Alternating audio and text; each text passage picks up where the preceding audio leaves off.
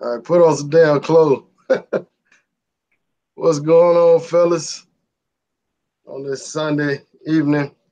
Know most of y'all probably got their TV crunk up right about now, watching that football, watching that NFL. Nothing wrong with that. My damn Falcons. Damn Falcons lost the other day. Kind of pissed me off, but it happens.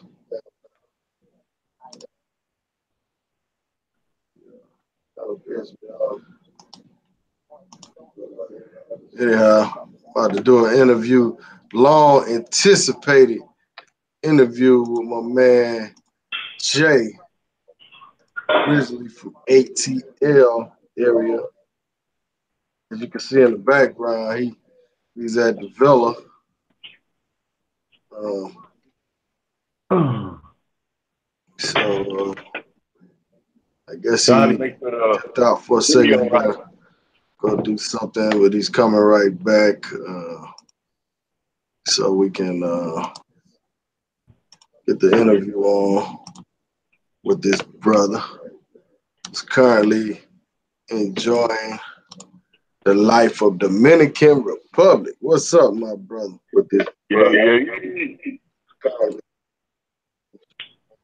What's going on down there in Sosua, man?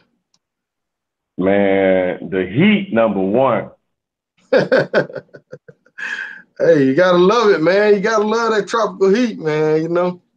Man, if you don't like taking showers, you're gonna be miserable. I think a man that don't take shower down there. It's so hot down there. Man, 100%. But one thing I can say, it's the greatest experience in the world. Just me personally. I don't know Hey, how everybody else feel about it, but man, I guess maybe because it's my first time, but man, I think I got emotional the other day. I was looking around like, man, I can't believe shit like this exists. so, hey, I call it black man heaven. Black man heaven. It can be a black man, a white man, no matter white man heaven. I call it a brother's heaven. You know what I'm saying? Down there, Man, Sosua, man.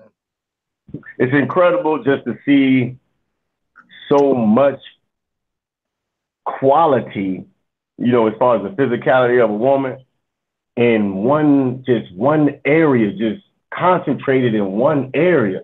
I mean, it's almost just like weird. You know what I mean? The drinks are flowing, the weather is beautiful, and everywhere you look, it's a beautiful woman giving you sexual energy, man. I mean, is there anything else? The food is good. I mean, you sitting there eating steak and lobster tails, drinking, whatever your choice of alcohol is, and you got multiple beautiful women waiting to be with you or to be around you or actually coming to be around you. Man, you just can't beat that. Your stomach's full of food. You got a nice little butt, and you're looking at the fattest ass you've never seen. Excuse me, I'm gonna keep it PG. This is Richie Rich's channel. I'm gonna have to keep it PG. Man, you're looking at the fattest round bottom you ever seen in your life, man. Yeah, It's yeah. incredible. I agree, man. So anyhow, introduce yourself to the people so they can know who you are. Okay. Give them a small Well, I'm background. Jay. Huh? Give them a little small background, like just a little. We can talk about Sosua first, and then we can get to your other part of your story. But All right, just cool. let them know who you are, though. All right, man. I'm Jay Aaron, born and raised on the west side of Atlanta. I don't know how many viewers know about the A, but Richie Rich, he from the A. Grew up on the west side of Atlanta, man. Dixie Hills, right off Virginia Street. Anybody that's from Atlanta, born in Atlanta, we got west side, east side, north side, south side. But I'm from the west side of Atlanta. Man, I went to Columbia High School on the east side. Shit, once I got out of high school, man, I was kind of like, getting in trouble. Didn't really know what I was going to do in my life, man. Just kind of falling into that urban trap of, black men being in an environment that's not conducive to success. It's always either death, prison, drugs, or whatever trap they done set for us, man. As black men, I was falling right into that trap, man. So, I got to the point where, cats that I grew up with, man, they were dying, they was getting locked up. And I said, well, you know what? If I don't change now, or if I don't switch directions now, that's going to end up being me.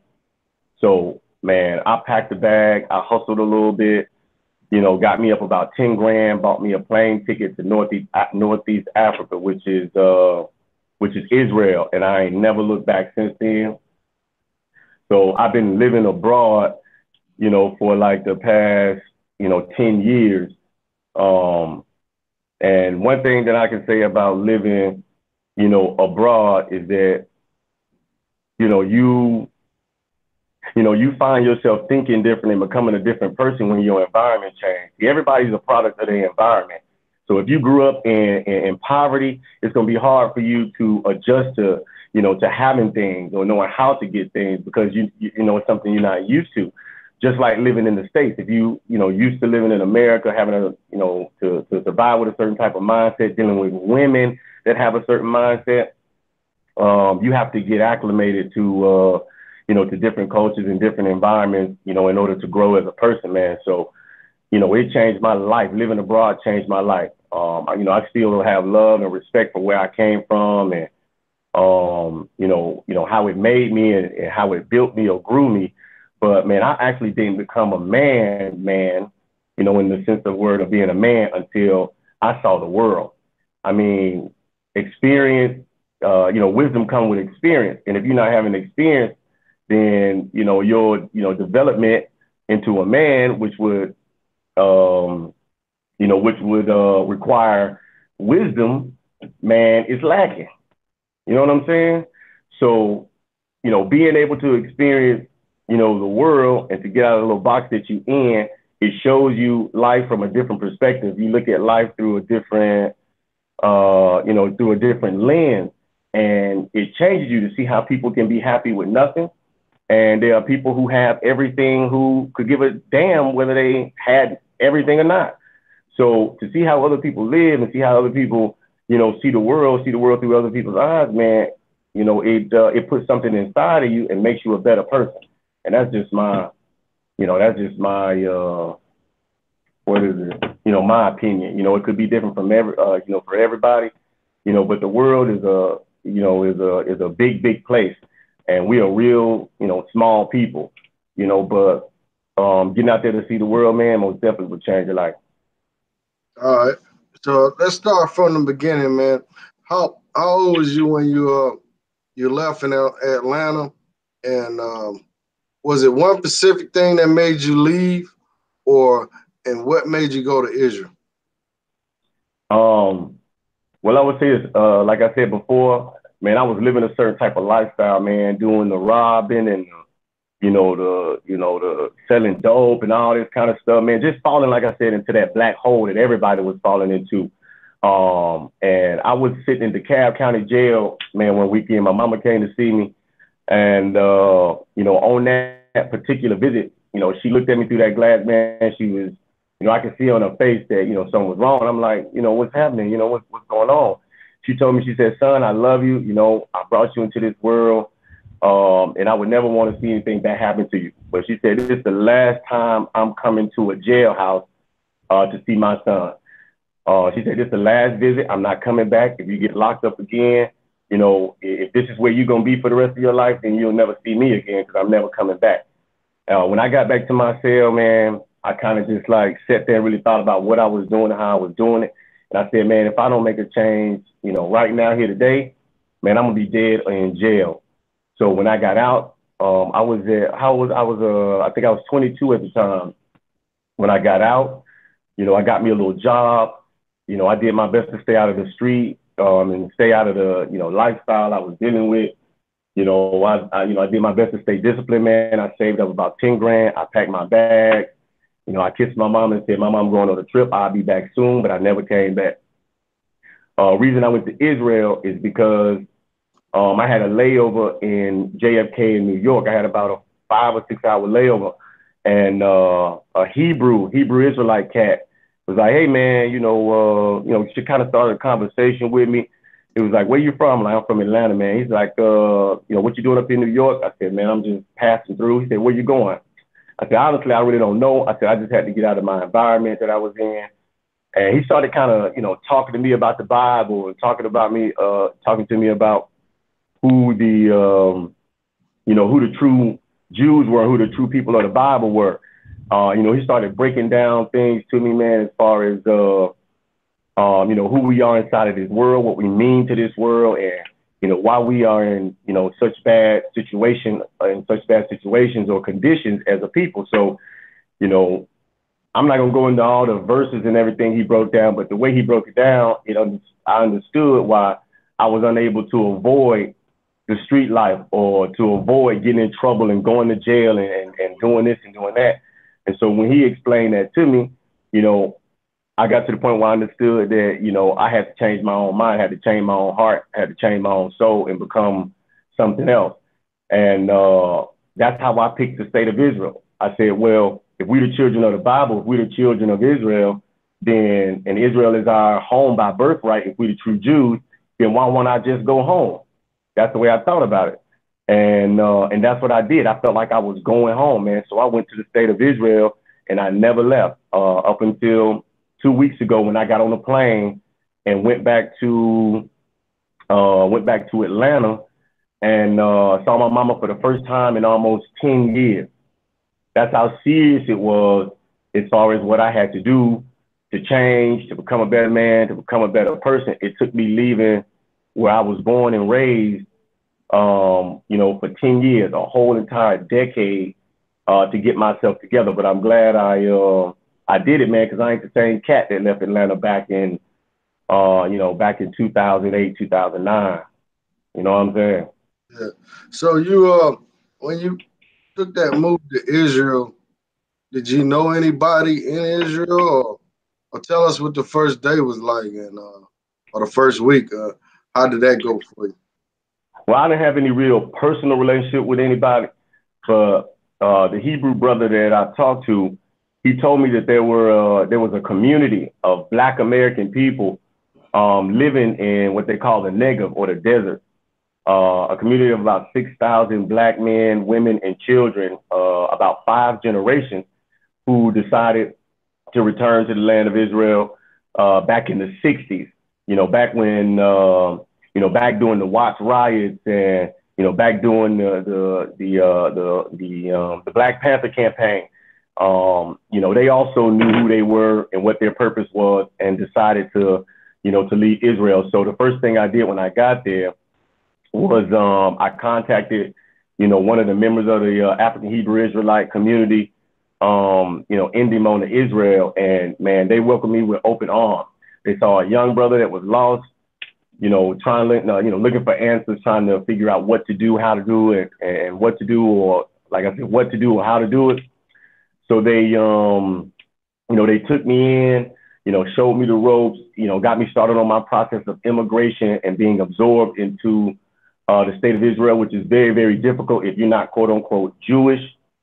But as far as the love and the support and the encouragement, without them, I probably wouldn't have stayed. I probably would have ended up probably going somewhere else in Africa. But because it was so many Black people there who had come from the same situations, come from the same environments, and was able to uproot themselves with nothing, and prepare a home or a place for themselves outside of what we call the matrix or the United States, man, that was more than enough motivation for me to stay. Okay, that's understood. So, all right, so you finally got settled in, and so as far as surviving, did you get your own place there, or you live with one of the brothers there? Or, Well, I had about 10 grand. So, I could have easily went somewhere, probably got a hotel or something like that, and, started to watch the money that I did have to survive kind of dwindle away. But as far as getting the proper wisdom on the economy and, kind of, to acclimate myself into, the system. I was able to stay with one of the brothers down there in Dimona. He said, well, listen, we're going to have to, get you a temporary ID, start your immigration process. And until we can do that, you're not going to be able to get a bank account. You're not going to be able to get an apartment. You're not going to be able to get a job.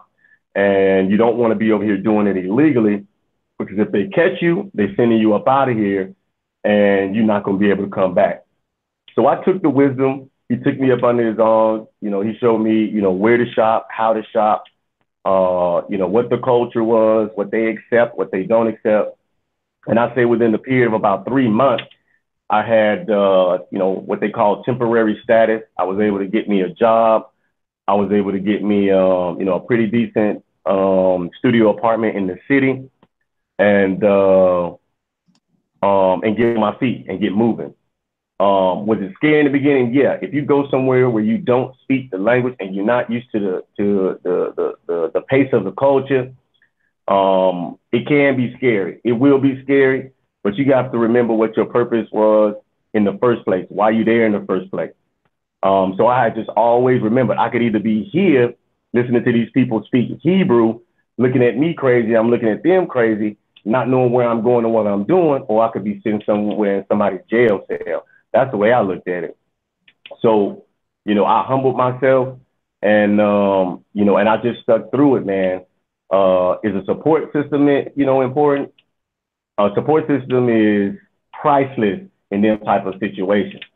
Without a support system, it's going to make it 10 times harder. Would I discourage anybody from making that move? Absolutely not. Everybody's situation is different. Everybody's environment that they're in is different. But I can say this, it was something, a decision that I made that saved my life. I don't know if it's that urgent for most people, but, for me, it was that urgent. All right. So what about the language over there? Do a lot of people over there speak English, or how does that work? How did you adapt to that? In the major cities like Tel Aviv, Eilat, Beersheba, the major cities in Israel, they all mostly speak English. In the rural areas, they don't. Reason being is because there are huge Jewish communities in New York, LA, and in Miami. So they back and forth, from the States, to Israel, a lot. And they've got a lot of children, generations that learned English through their parents being born Jewish in America. So there are plenty of people that speak English. It just depends on where you are. But mostly, like I said, in the major cities, like the capital, like Tel Aviv, Jerusalem, Tel Aviv, the big tourist areas where all the resorts are and stuff like that, they speak perfect, perfect English. But you will have to learn, the language. You will have to learn as much as possible, just to do your everyday, moving around. If you're taking what they call jitneys or taxis, if you're shopping in a grocery store, just overall daily little things, you will have to know basic Hebrew in order to move around. But give us a sample, man. Give us a sample, man. A sample of what? Of the Hebrew language. I don't know what you mean by a sample, but like if you need to catch a cab, how you say that? If you're asking somebody where can you catch a taxi? Yeah. Airport taxi. It means where can I get a taxi? Airport, which is where, and of course taxi is universal. So that wouldn't be a good example. So I would say this: a good example of I would say conversational. Let's just say situationally. If you're in a store, okay, and you want to know the price of something, like say I don't know what most people buy, like fruits and vegetables, okay. You'd ask them satai o sitagi tilatecha, meaning I have this here in my hand. What would it cost to buy this? Or because it's separate. English, you can't use an English mindset to speak Hebrew because they say things backwards. You get what I mean? Like if I was to say I'm cold, in Hebrew it would be cold am I. You know what I mean? So the reason why the language is so hard to learn is because you talk to a female differently than you talk to a male. So what I would say to you in Hebrew as a male, I wouldn't say to a woman. You get what I mean? It's one of the hardest languages in the world to learn, and that's 100% fact, man. Hebrew is not an easy language at all. Well, speaking of the women, Mr. Jackson want to know how was the love from the women out there, and how's the dating life for a brother, I guess. Um, well, you've got different generations of women. Well, I'll say you've got different factions of Judaism. You've got the liberals, you've got the Zionists, you've got the Orthodox, you've got the Messianic Jews, and all of them have their own rules on how women deal with men in relationships. Their culture is to be married before you have sex. So, and their culture and their religion means a lot to them. So you're not just going to walk up to a woman and say what you want to say to her, or catch her attention just because you handsome or you got money. It's not going to work that way. Most of them, the majority of them, want to marry a Jewish man because they can't take a man home that's not Jewish. That's why they are so powerful, such a powerful presence in the world, because they stay together. They lock themselves in. Now you've got those younger Jewish girls who watch, MTV, BET, they watch sports on TV, and they look at the black man as God. You walk into a club and they all just looking like, wow. You know what I mean? Well, let me ask you something. Most of those women over there, are they virgins, or do they fuck around like on the side, on the low low? Well, the majority of them hang on to their virginity as long as they can. Again, the more religious Jewish girls actually look down upon the regular Jewish girls because they love black men. They love the Ethiopian men over there. They love the Sudanese men. They love the black American man there.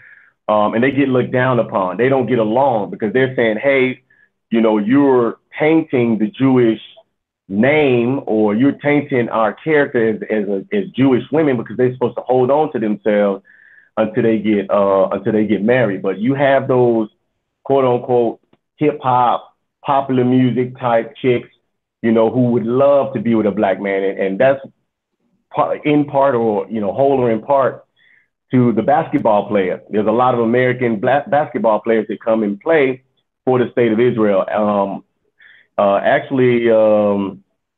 Nate Robinson was just there a couple of seasons ago. Omari Stoudemire still plays for Jerusalem to this day. So, when you walk in the club, you've got the basketball players that, got a little money because they play overseas, and then you've got all the sexy girls, trying to get up in VIP to be with these guys. And, it most definitely is a place for an American black man to speak English. You open your mouth and speak English, and you're a black man, you may not be able to get any woman you want, but you're not going to go empty-handed. All right. That's what's up. So are you living within the walls of that community? And how often do you get out those surrounding border towns and stuff like that? Do you get around pretty often? Well, I'll say I don't live in the community. I do visit. They have big festivals and things of that nature celebrating their exit from the United States, what they call the Cashapp, which is a watermelon fest. It happens once a year, and black people come from all over the world down to Dimona to see this huge black community who has been living in Israel for almost 60 years. Black people come from all over. Hebrew Israelites from all over the world come, to visit the community and to celebrate during this festival. So I do go down there every You know, I do go down there every year to celebrate, you know, that with them, because I'm also somebody, you know, a Black American, you know, who, you know, migrated or left, you know, America at a certain point as well. So, you know, I go down there and hang out. You All asked right. me another question too. What was it? No, I was just asking you basically, how do you travel a lot to cities outside of the community you live in? And Well, yeah, I live in what they call the city of Netanya. It's a beach coastal city, man. It's where a lot of rich French and rich Europeans, you know, live. It's a city where people who are doing well for themselves financially live. You know, you've got different social statuses and different financial, you know, statuses, you know, everywhere in the world. But in Israel, you're either rich or you're poor. That's just how it is. So you either have money or you don't. So, you know, the place where I live, uh, you know, real nice place. I stay right by the, you know, beach. I stay on the 14th floor, man, of, you know, a really nice high rise, because I'm doing a whole lot better for myself than I was when I first got there. Um, so as far as traveling, you know, to different cities, you know, it's just like normal life to me now. It almost feels strange to be back in the States. You know what I mean?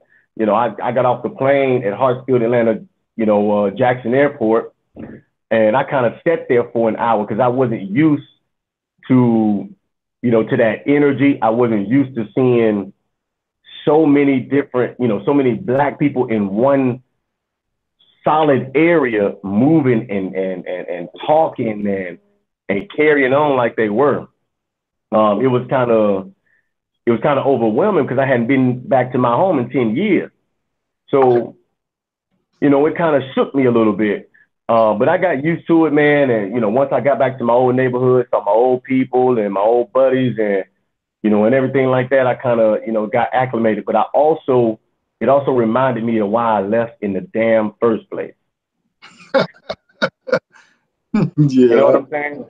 It reminded me of that. Everybody's doing the same old thing on the same old blocks, man. I mean, it's ridiculous. And I love my people, man. And I try my best to encourage them to do more and to do better. But, you know, as they say, you can lead a horse to water, but you can't make them drink. You know what I mean? yeah, that's true, man. So as far as racism down there, you ever run into that, or what's some of the major problems that you have living over there? Well, everybody that knows how Jews think, they feel like they are the chosen people of God. So if you're not Jewish, they don't like you. Now, you've got those open-minded Jewish people who accept and love everybody, you know, they have big hearts and open and free love for everybody. But those, you know, what we call Orthodox Jews, you know, the penguins, the one with the curly cues and the big black hats and all of that, those are the Orthodox Judaism. Chances are you're not going to be accepted by that faction. But as far as me walking down the street and having people, look at me like, nigga, what you doing around here? That doesn't happen. Even though they do have a word in Hebrew for nigger, which is kushi. So if you hear the word kushi or somebody calls you kushi, then they're saying black man, but it's actually nigger. They're using it in a context of nigger because, Noah had a son by the name of Cush. And the reason his name was Cush because he was very black, so it means burnt. But the way they use it, it's racial, meaning nigger. So you'll hear that, Kushi is what they say. You'll hear that, every now and again. But as far as all out racism, no. And I don't experience racism on a daily basis. But you do get some people who may be offended by you, or you may have bumped into them, or stepped on their toe. They'll turn around and call you Kushi or whatever. Just like any other place, you have racist people, and then you have people who are not racist. You dig? As far as the money ratio, well, what's the money ratio versus like American dollars? Can you come from America with a lot of money and live real good over there, or how's that ratio? Israel is more expensive than America. Okay. The dollar is about 4.5 new Israeli shekels to $1. But because it's 17% tax in Israel, it makes it 10 times more expensive in America. But the reason for the high tax is because they have what they call kitzvah yeladim, which means every child that you have that are born, that child automatically gets money each month, all the way up until they're 18 years old. And also, whether you worked for 20 years on a job or not, whether you retired from the military or not, once you hit a certain age, you get a certain amount of money every month for the rest of your life. So the reasons for that high tax percentage is because they take care of their people, which I don't have a problem with. You know what I'm saying? So I would rather pay 17% tax, and when I get 50 years old and can't work anymore, knowing I got a check come every month, even though I didn't retire from any company, rather than for me to be 50, 60 something years old and I'm trying to figure out how I'm gonna eat every day. You know what I mean? Gotcha. And then, as far as having that child subsidy, if I have 10 children and say I'm not working a decent enough job to take care of them, the government is going to make sure that I get a certain amount of money for each children, even if I've got 20 children, that money automatically comes. So is that a good thing in your opinion? Is that a good thing? Would that change America if they did something like that? As far as, I would say this, with America being a capitalistic society, just as well as I do when it comes to electing, presidents, governors, senators, whoever, political officers, the first thing people want to know is what you're going to do about taxes. You know what I mean? America is rooted and encouraged by greed. That money automatically comes. So, is that a good thing in your opinion? Is that a good thing? I think there's Jedi trying to buzz in. Yeah. That's Jedi coming in. Jedi, you gotta turn your phone off or something. What's going on, people? What's going on, Jay? Jedi, what's happening? Not much, man. You enjoy yourself over there, man? Thoroughly. I hate it. What's up? You all right? I'm sorry, y'all. My people just showed back up. Who's your people, man? Who you got? Hey, man. Who that, man? Y'all saying. Hey, you don't introduce your people, man. That's rude of you. Oh no, man. It's some chicas over here or whatever, man, that will kick it with you for nothing. They just cool. You know what I mean? So, my partner, he got a nice little chick he met at the casino that she haven't asked for a dime. She cooks, she cleans, she hang out, man, she drink with us, she smoke with us. She's like one of the homies. So you can find those over here too, man. Real cool, real laid back, and haven't asked for shit. Everybody not over here working. Speaking of work, man, so how did you you never really answered, like, how did you survive over there? And from the time you got there, like, what kind of job did you have, or what kind of job you got now, or if you want to share that information? Well, I first, we all know the term grind, and I knew if I was gonna stay in place, I was gonna have to find a way to feed myself. So what I first started doing was doing small construction jobs, loading cement and fucking sorry about that, Rich. You good. 95, 100-degree weather, man, mixing cement, loading buckets of cement, loading gravel and stuff like that. Just small jobs, man. Putting up what they call bamot, which are like event stages, putting those up, cleaning wedding halls and stuff like that. That's what I started out doing, man, just to keep some type of flow of income. Because when you living off of money that you save to transfer from one place to the next, just getting yourself stable would take away most of what you brought over there. So you have to have some type of steady income. to make sure you can take care of yourself. So that's what I started doing. I did that for about 2 years. I was just doing little odd jobs.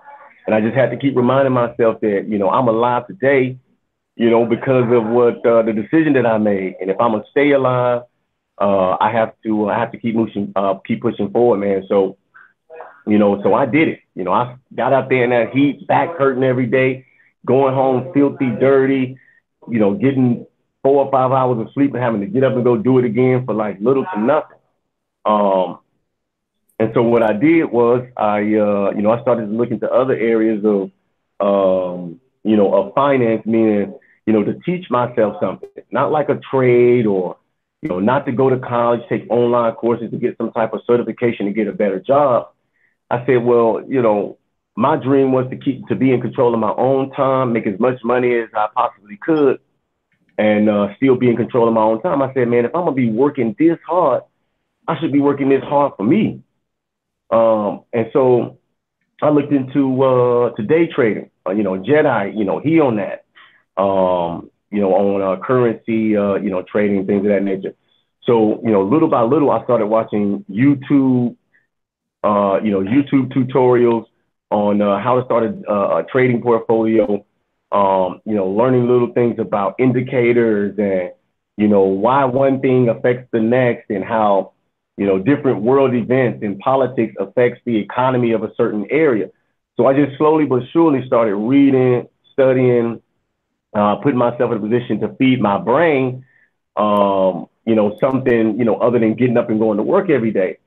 I started a small trading portfolio, a few years ago, Euro USD, which is the euro against the United States dollar, the Japanese yen against the US dollar, the gold against US dollar. Started kind of, learning the strength of these currencies, what affects the value of a currency of a certain place, and what areas currency is used to develop any country or any area. So, like I said, YouTube tutorials and reading online about day trading and how to start a trading portfolio. I started out with about $100.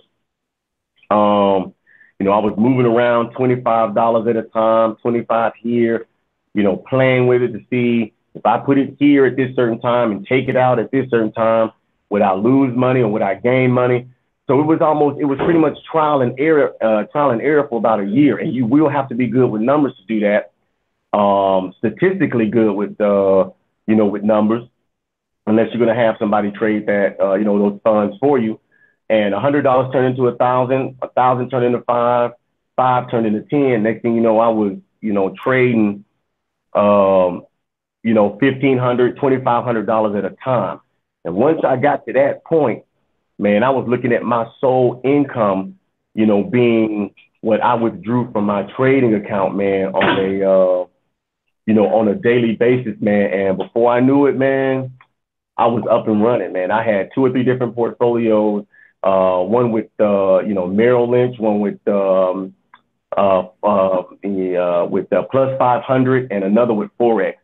So, at that point, man, the sky was the limit for me. I got me a car, a brand new car, got me a new high-rise apartment. And, man, I haven't worked in the last 5, 6 years. And it's a blessing, man. Right. But I don't take it, I don't give myself the credit for it. And this is just, I ain't on no preaching shit or preaching stuff or nothing like that.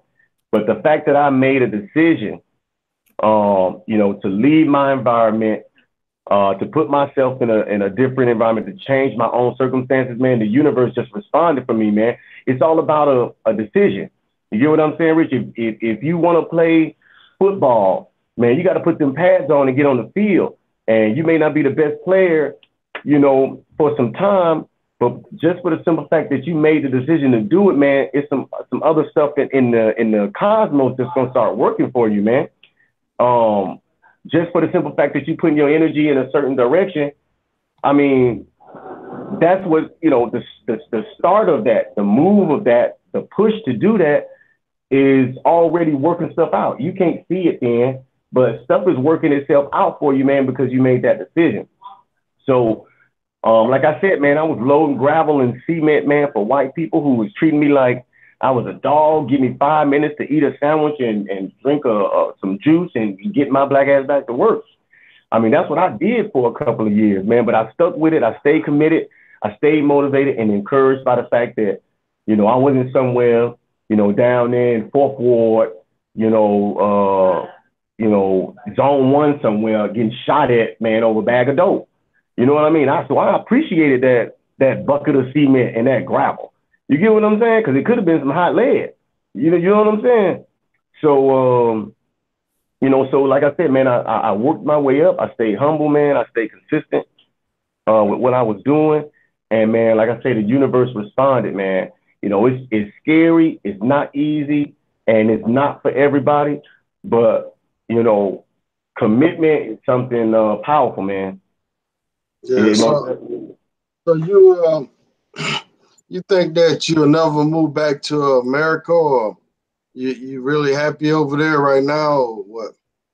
Man, there's no way I could ever live in the United States of America again. I may not live in Israel forever, but I will never move back to the United States of America ever again. It's not going to happen. Not because of my mama, my siblings, my old gang, none of that. I ain't doing it. I'm just not going to do it, man. Respect. Yeah. That's how I feel I'm going to be when I get out. I ain't coming back either.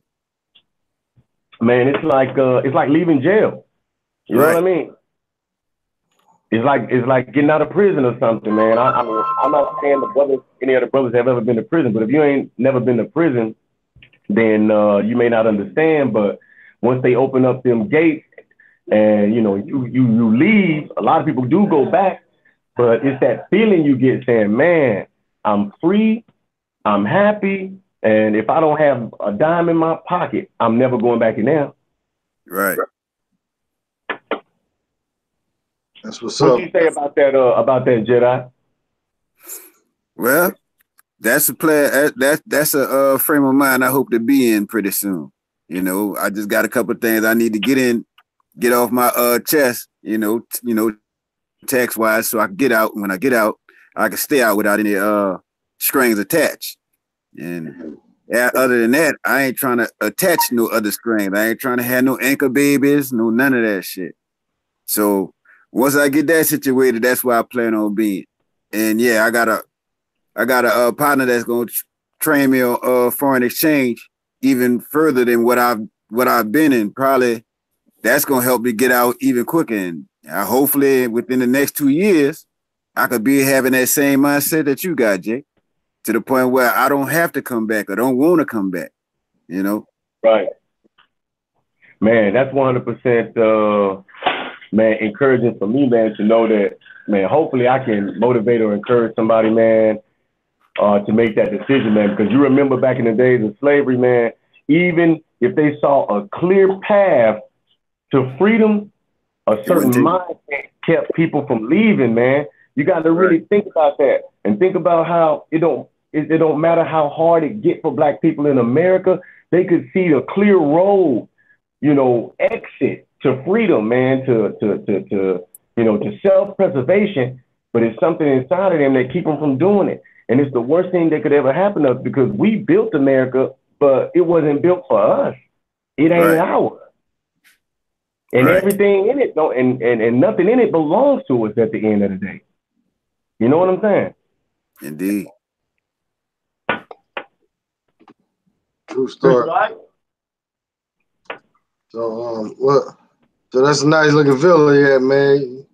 Might need to give us a tour of that thing, man. What it looking like? Oh, you talking about the man, you know what this villa is. You was here before, man, but I don't know, man, will it if I move around with the camera, will it be all right? I think so, man. Yeah. All right, cool. Man, y'all let me know if the camera get all shaky and y'all can't see. All right? Tony Montana. All right, man. This is what they call Ocean Village. It's about 10 minutes away from, well, actually, depending on how fast you drive, it's about 8 to 10 minutes away from Sosua, from the actual strip. The reason I chose this was because sometimes, I like my peace and quiet. Like right now, it's a bunch of hustle and bustle going on at Sosua. I mean, everybody moving around, doing this and doing that.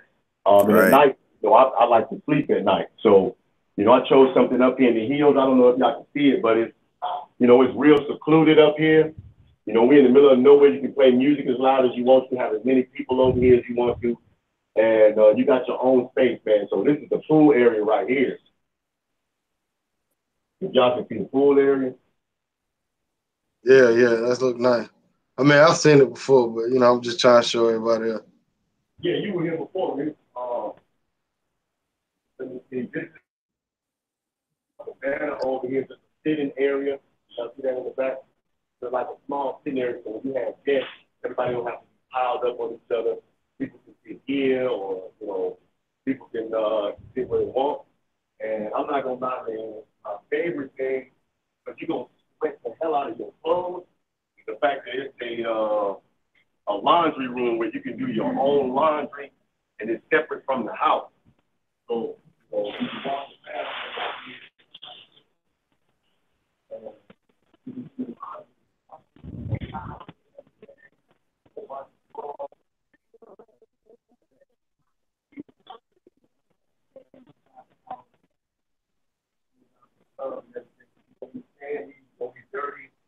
so you're gonna be ready, and you don't want the house, you know, jacked up, you know, because cleaners don't come every day.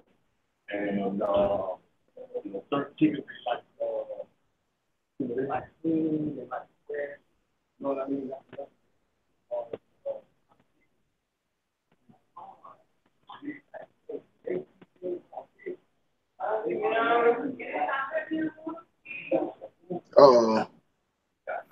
Chopping up, man.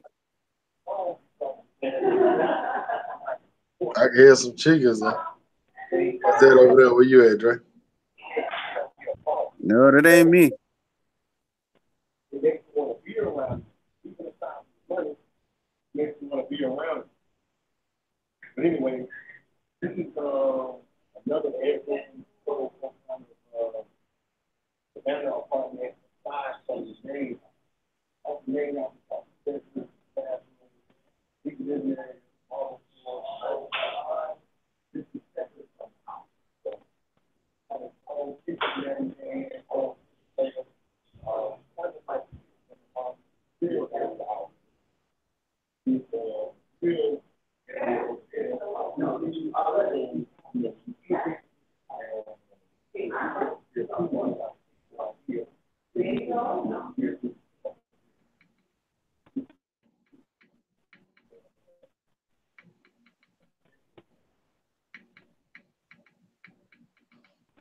Hey, Jay, if you can hear us, you're breaking up real bad. I think you're getting a little far from that Wi-Fi. Bring it back, Jay. Can you hear us, Jay?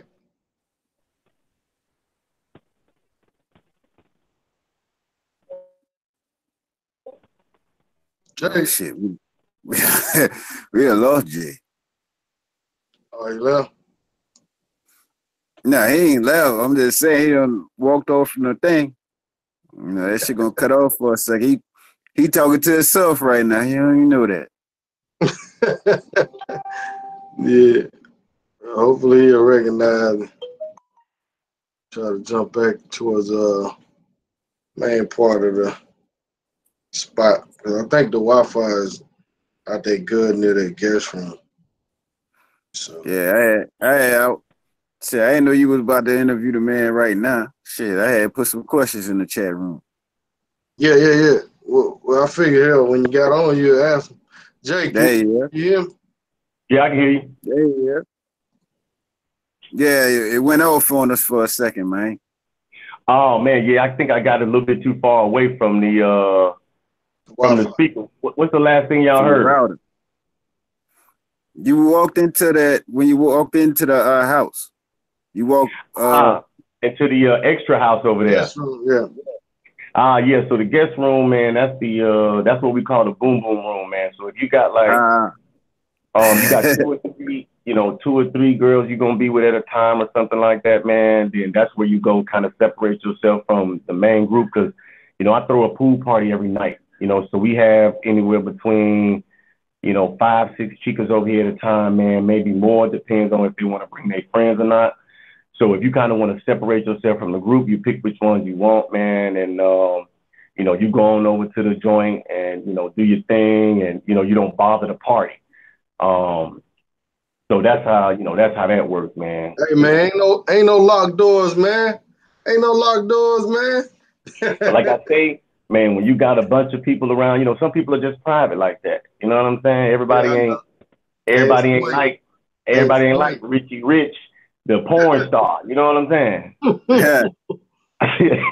Dre has some questions for you though. Okay. Dre, you there? It's got a little X mark in his little microphone, so maybe he's not. Maybe his microphone. Nah, I hear y'all. I'm just saying I heard my name and then everything had clicked off. I didn't hear the last couple words. You had some questions for him, huh? Oh yeah, I had put some questions in the chat room. I didn't know y'all was on right then. I thought it was gonna be tonight or whatever. Oh no, I had meant to interview Jay a long time ago. I couldn't catch up with him when he was in Atlanta, man. You know what I'm saying? Right. That's all right. I got something for you when I get back. All right. Well, hopefully he got long hair and big tits. Oh, I got something for you. Bring it back in the suitcase. I already got something for you, player. I got it on deck for you, man. Compliments of your Atlanta partner. That's what's up. Right. Go ahead. Hit him with them questions, Dre. So, Jerry, where you headed? What's that, Dre? Where you headed to next, man? Well, I just extended my trip here in Sosua. Don't laugh. I mean, because I know I fell into the same trap. I said, man, I ain't going to need no more than about a week. And then, man, I'm getting back to the business. Man, I called them folks this morning and said, listen, I will not be at the airport at 3 o'clock this afternoon. How much do y'all want? I mean, I'll be there when I'm done. How much do y'all want? So I paid the little $200 to change my, to change my ticket, man. I'm going to do another few days. So what I'm going to do is, so I can experience another part of the whole, Sosua life, man, I'm going to, move a little bit closer. I'm going to the Omni, man. I got the executive suite at the Omni, man, so I can hang around, more bros. You know what I mean? I done kind of isolated myself being here in the villa, so, I can kind of, meet some other bros that's doing their thing over here, man. I'm going over to the Omni, man. Well, how much you paying tonight at the Omni? It's for the executive suite, I think it's like $330 something. But that's because I got the 2-level suite thing, man, with the little bar and the jacuzzi and shit in it, man. So you ain't gotta do it like that. No, you ain't gotta do it like that. When you done, call me. Okay. When you done with the live, call me. Dre got you on that, man. Dre got you on that. For sure. Okay. Now, one thing I will tell you, Dre, man, if you do got something, man, I do like, space, because I like to bring like, 3 or 4 girls at a time, and I want everybody to be comfortable. You know what I'm saying? You saying you paying for the Ivy at $300 a night? Yeah, but it's the executive suite or penthouse suite or some shit like that. It's big. He got you, man, on the Omni. Bro, I got you. Just call me. I'm gonna link you up. I'm gonna put the link in the chat room. As a matter of fact, all you gotta do is go. That is one thing. Now I gave them my credit card, and I don't know if they charged it or if they holding the money on it or whatever. But they said that they need like 100% deposit just to get the room. So I gave them my credit card, so they may be holding that bread. I don't know how that's gonna affect that. Y'all talk on the side, man. He got you, man. All right, cool. I got you, bro. I appreciate that, Jedi. All right. So what else? Man, you ever consider Colombia, man? Oh, I forgot. Yeah. So what I'm gonna do is, I think once I leave here, I'm going back to, to Atlanta.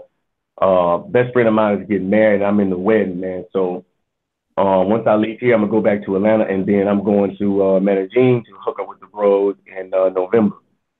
So, that's my next step, and then on from there, Rio de Janeiro, and then I think I'm gonna start my tour of Africa. So I'm giving myself about 6 to 8 months to travel. And then probably by next summer, I'll be looking at another part of the world, man. But I don't see myself doing anything but traveling for the next, man, at least 6 months.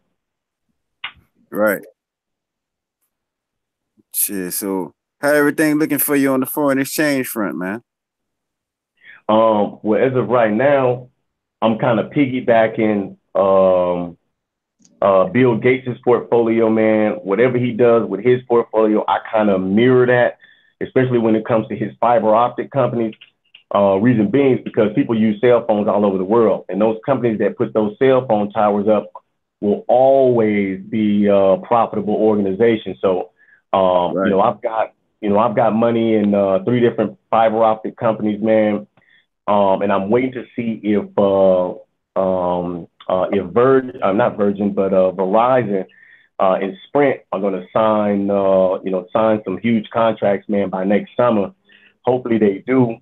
So I can get some stock from Verizon and as well as Sprint. So right now I'm kind of just riding Apple wave, man. It's insane. They've been up almost 5 points, man, for the last 2 or 3 months. And the high dividend yields, man, each year I get paid quarterly. So having that option, man, is a blessing. Right, because I got me a very small portfolio here. But on the foreign exchange, I was saying I was going and get some extensive training from a guy that's kind of like a guru in it already. He was driving trucks, started doing foreign exchange. Next thing you know, he had done bought him some trucks. Next thing you know, after that, he done got his own company, and now he a millionaire. So that's right.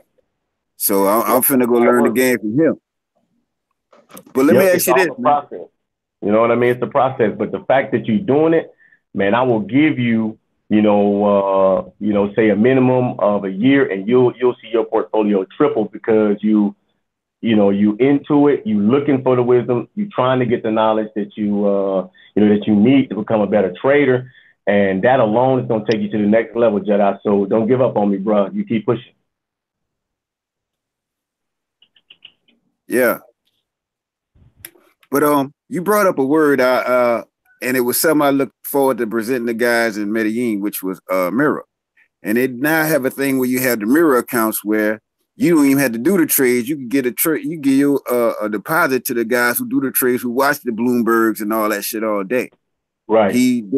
He did a live on Saturday. He had made a deposit of $5,000 on Friday, and by that on Thursday, by that Saturday, he had his shit that went up 35%. So he had like 6,800. What the fuck is that?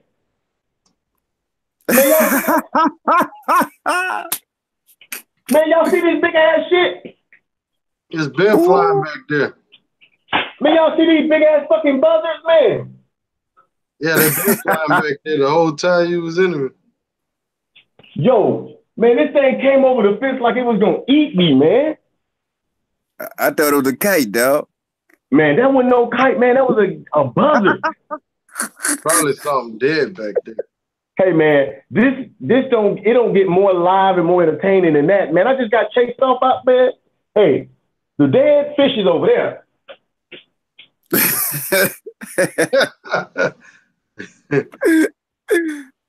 Man, y'all laughing, man, but that was freaky. But y'all don't see the big ass up there, man. But anyway, we got you. We watching your back, man. I bet.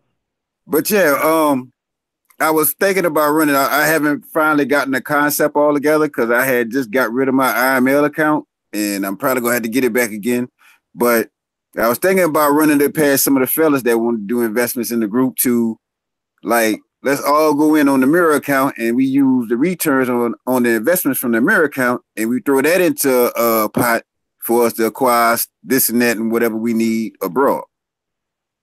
That's 100% an awesome idea. Reason being is because it would take probably all of a day of trading the market to pay for everybody's ticket, to pay for everybody's hotel, and they may, let's just say, as a whole, each group, drop $200 in a trading account, and it's being managed by someone who understands the indicators and understands the the nonprofit sector of, economics statistically to the point where he could grow that account, say over a 24, 48-hour period, man, $200 would, could turn into 1,500 with no issue. And, I guess the only thing would be is encouraging or being able to get brothers to trust somebody with their money, knowing that they are getting ready to try to pay for a trip. And I'm not going to lie, you should never utilize any funds that you are not willing to either risk or lose. And that's just the name of the game. If it's not something that you can just, say bye-bye to, if it was to fall in that deep hole of the financial market, then don't utilize it. But trading as a group and having an account manager to manage that trading account, somebody, like I said, who understands, the indicators, most definitely would be a plus, because your budget would change or probably triple, over, I would say, 48-hour period for somebody who has the time to sit there and to make those trades minute to minute. So that, I think that's a good idea, Jedi. If you can get some brothers together, I wouldn't even mind doing, say, a live video or tutorial on trading for beginners, and even to kind of explain some of the indicators I use, why I use them, when I use them, and give the brothers some information to start with, man, because it's some excuse my language, Rich, man, but it's a lot of fucking money out here, man. Right. So if you ever do decide to do that, I'm subscribing straight up, because I can use that here. Yeah, so I'm gonna try to get the. I wasn't gonna really use my channel, for that, but I most definitely will throw that in there like a financial kind of advisory type of thing to help people get money up for their trips, man. I think that's important because one thing that keeps people from traveling, let's just be honest, it be the bread, man. It be the money. Right. Yeah, always the money. You know what I mean? So if you can get your money up for a trip in 3 months rather than 6 months, man, you can hit 2 different places in 6 months rather than 1 if your money's right. Right. But yeah, once I put it 2 and 2 together on this mirror account, I will present it to the group. We're gonna talk about that Dre, because what you can do is you can set instead of having to pay an account manager, man, we can configure a robot that has a set algorithm. We can set it stop loss and everything, man. You can have that robot buy and sell according to what your parameters are. And I think that's the best thing for people who have day jobs, who can't sit in front of the computer all day long, buying and selling. You can set the parameters on that robot, and then them algorithms will know when to buy and when to sell. I think that's amazing. Yes, indeed. Well, see, but the robots and all that, I didn't deal with all the robots. I just simply was just reading and taking my notes, and then going at the demo chart, and I was making a nice little profit. But I had to shut it down eventually. But I won't get back in. But I just heard about this whole mirror account thing, and I said maybe I should present it to some of these guys, because some of these guys in the group was talking about investments, and for investment money to come out of money that we ain't sweating for or working for, perfect. Yep, absolutely. Best thing you could ever do is have your money work for you.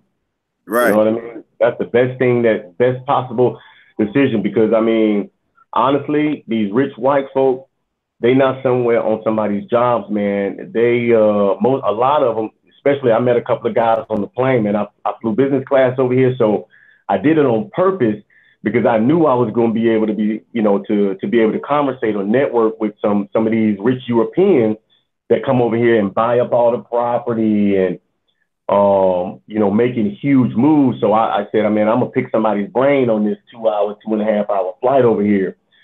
So, I got a chance to talk to some guys, and that's exactly what they do. A lot of them fix their credit. They're disciplined enough to fix their credit they get business loans, they invest those business loans, they pay those business loans off, and they home free. Right. That's how these cats is moving. They get $50,000 to $100,000 business loan after fixing their credit. Get a $100,000 loan. They take that $100,000, open them an investment portfolio, and within 6 months they paid off the loan, and they tripled what they borrowed in the beginning. But people have that feeling of, I gotta survive, I gotta eat, which keeps them from having the freedom to take the money that they have to do, to turn it into more money, because they have to try to make the decision between paying rent and taking a risk on doubling their money. So, it's hard for people to get involved in that, man, if they don't have any capital room, Right. What's up, brother? How that Sosua treating you, man? How's that experience down there? First time Sosua, man. Is what they say it is, or what's the deal, man? What's the deal, man? I remember just a few months back, man, you said you might not even go, man. It wasn't your cup of tea. What's the deal now, man? Man, Sosua 100% is everything they say it is, and it's everything that they say it's not. Everybody has different, everybody is speaking from their own experiences. Now, I'll talk about the negative things. When it comes to the negative things, I haven't had any run-ins with police. Okay. I haven't been, none of the, I didn't get pickpocketed, or none of the chicas tried to pickpocket me. What else? As far as, those are the things I didn't deal with that were negative, but I will tell you what I did catch. I did catch that was kind of negative. And I said, wow, we talked about that on Rich's channel. And that's with the chicas stealing. I had a few chicas over here, and I got my safe and everything set up, but I had a vaporizer, and my vaporizer is locked. You got to have you have to have the click code in order to use the vaporizer. So I had it out, but it didn't take, I didn't keep one of those chicas from running off with my vaporizer. $138 vaporizer gone, but that's better than 138. Dollars gone. You get what I'm saying? I mean, not dollars, but, items gone. So, right. I used the safe. I made sure, I kept up with all my stuff, man. But that's the only negative thing, really, man, that I've experienced, man. And one thing I will say is the information that Dre is giving, the information that Rich is giving, the information that Taylor and all of the other guys is watching out for bros trying to travel here. Listen, that's all I can say is listen, because coming out here wide ass open without the proper knowledge, you will run into a situation. I think I had the best experience possible because I went from the time I got off the plane to the time I got to this villa, I was following instruction from Rich, from Dre, from the other brothers. I knew exactly what to do when I got off the plane. I knew exactly how to get to my villa. I knew exactly what to do when I got to my villa, and I knew exactly what to do when I got to the strip.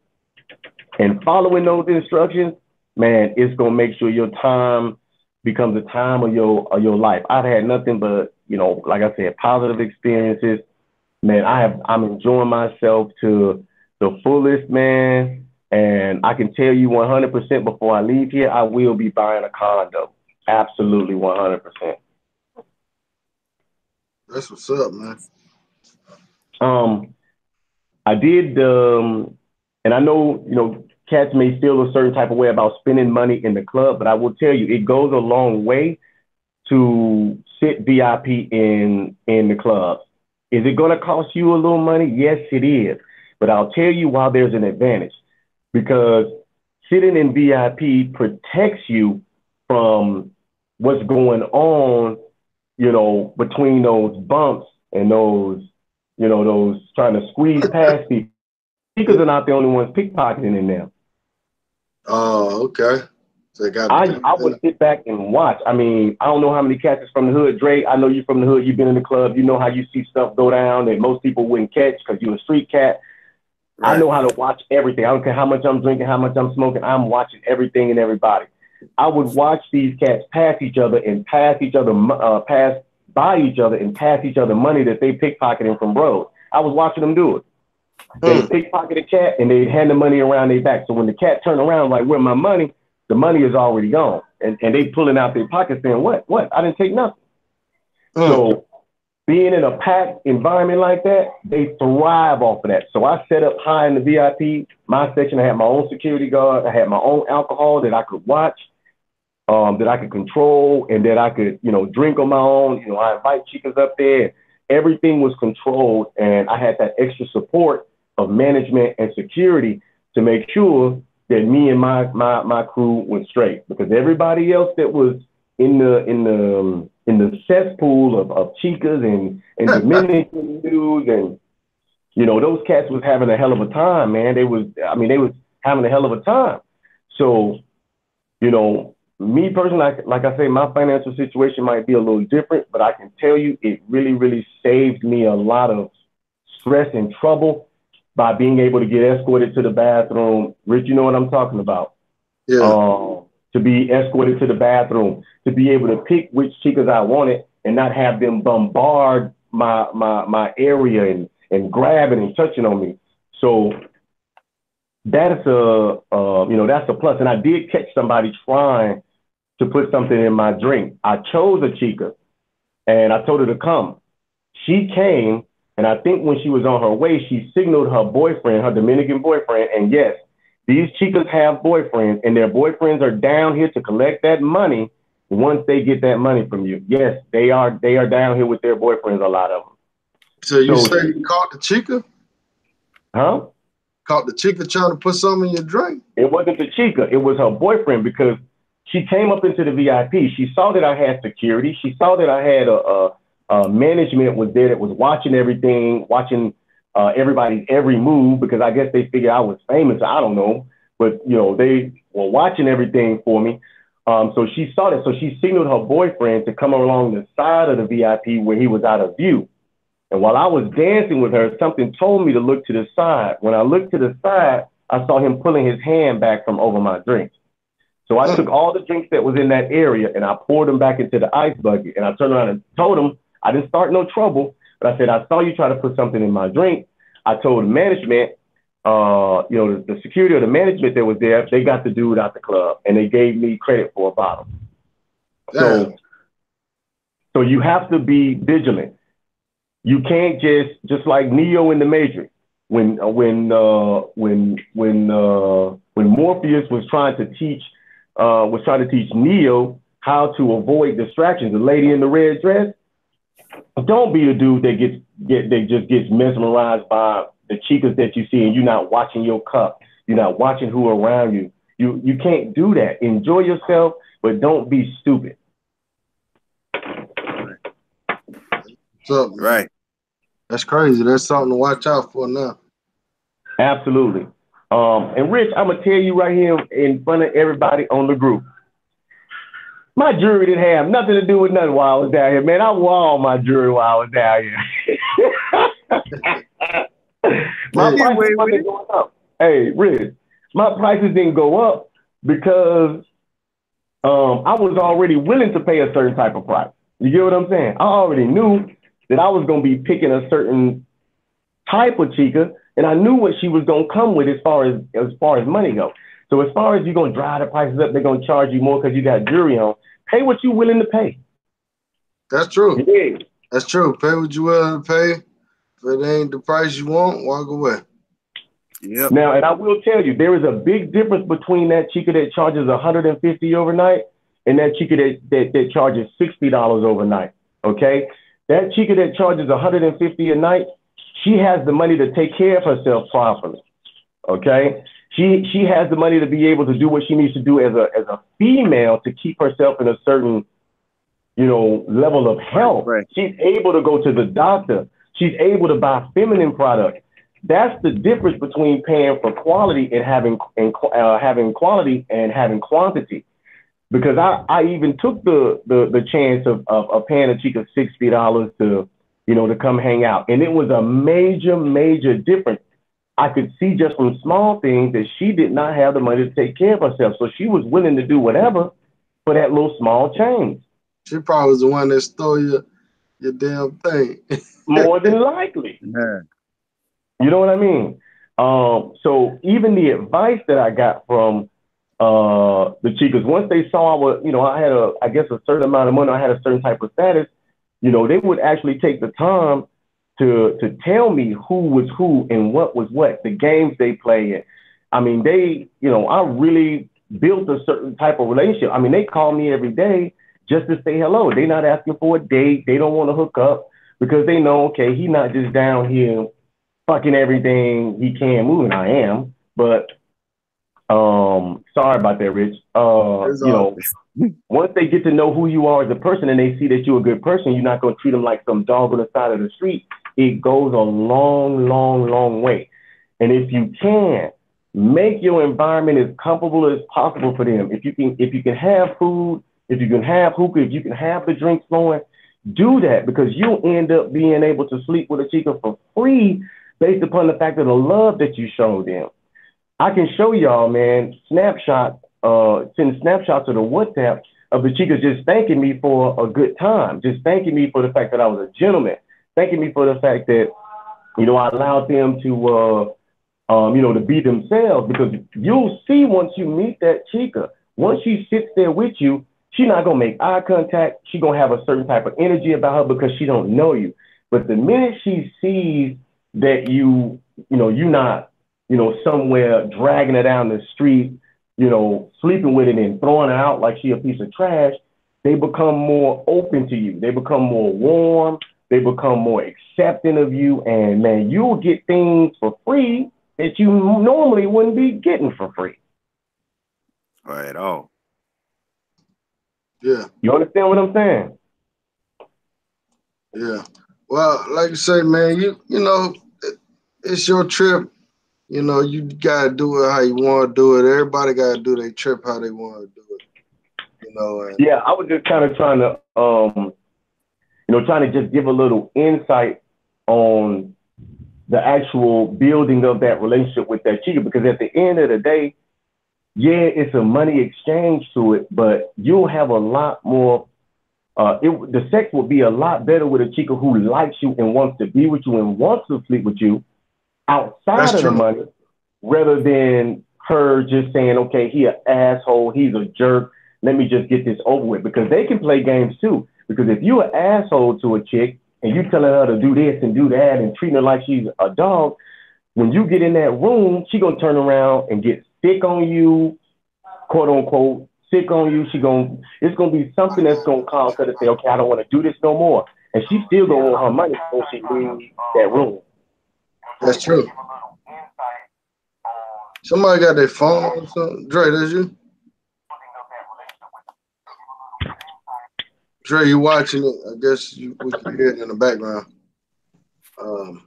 But yeah, I agree with you, Jay, man. It's, you gotta respect the women, respect the country, culture, and everything, so you get a better experience on everything. Yeah, you can maximize your experience. No matter how much money you've got, you can maximize your experience just by being nice, man. Hey, Dre, I don't know if that's your phone. I think it's you, Dre. Dre, you there? I don't know what happened to Dre, but regular channels like football. Yeah, we got there's 5,000 channels on this right here. I don't know if it's working or not. So did you get a chance to go out to Puerto Plata and do some partying out there, or cabaret there or something? That's what this extra week is for. I've just done pretty much anything and everything I could do in Sosua, man. I rented the scooter. I did it all. So this week, I'm headed out to Cabaret to hang out there, Puerto, Plata, and to see the other half of it. So this is why I needed an extra week. I used a week to get acclimated to Sosua.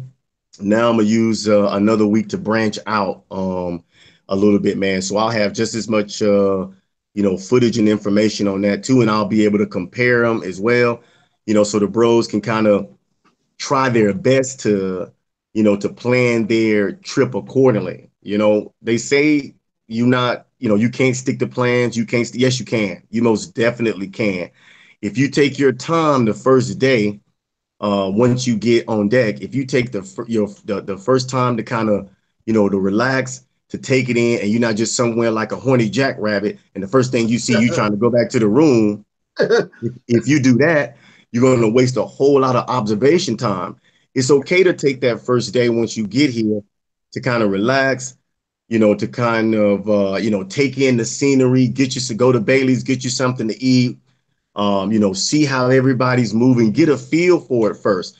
Because other than that, you're going to find yourself wore out. You're going to be tired at the end of the day. And when you could be out having a good time, you're going to be somewhere can't keep your eyes open. Yeah, did you get a chance to meet up with Big D on the beach? He's from College Park. Yeah, man. I went to Big D's. I mean, I went to support his business to get food. He wasn't there on that day. But yesterday they had like a Big D and a lot of his boys had their speaker out there at the right there at on Playa Sosua, where everybody kind of congregates.